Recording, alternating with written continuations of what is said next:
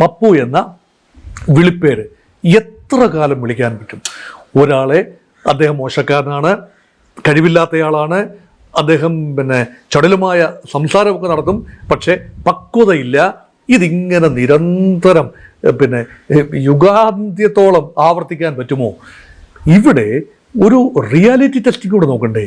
ഇപ്പോൾ എനിക്ക് തോന്നുന്നത് രാഹുൽ ഗാന്ധി റീലോഡഡ് എന്ന രീതിയിലാണ് ഇപ്പോൾ ഈ ജൻസി പ്രക്ഷോഭത്തിൻ്റെ ആ ഒരു സമയത്ത് രാഹുൽ ഗാന്ധി ഒരു അവസരം, തൻ്റെ ഒരു പൊളിറ്റിക്കൽ റീബർത്തിനുള്ള അവസരം അതിൽ കാണുകയാണ്.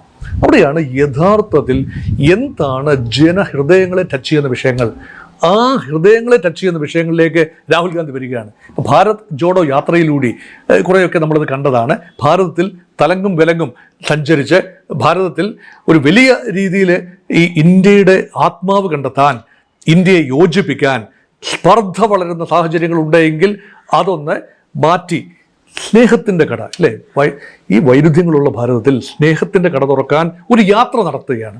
ആ യാത്ര വലിയ അനുരണങ്ങൾ ഉണ്ടായതുകൊണ്ടാണ് ഇന്ത്യ സഖ്യത്തിന് 2024 തെരഞ്ഞെടുപ്പിൽ മെച്ചപ്പെട്ട നേട്ടമുണ്ടാക്കിയത്.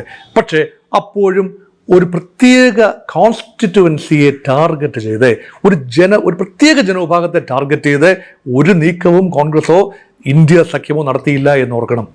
ഇവിടെയാണ് 2 കോൺസ്റ്റിറ്റ്യുവൻസീസ്, 2 സെഗ്മെന്റ്, അവഗണിക്കപ്പെട്ടിരുന്ന 2 സെഗ്മെന്റിലേക്ക് കോൺഗ്രസ് പാർട്ടിയുടെയും രാഹുൽ ഗാന്ധിയുടെയും ശ്രദ്ധ പതിയുകയാണ്. Segment number 1 youth. ഇന്ത്യയുടെ ജനസംഖ്യ 142 കോടിയിൽ പരം വളർന്നുകൊണ്ടിരിക്കുന്നു. അതിൽ 65% ജനങ്ങളും 35 വയസ്സിൽ താഴെയുള്ളവരാണ്.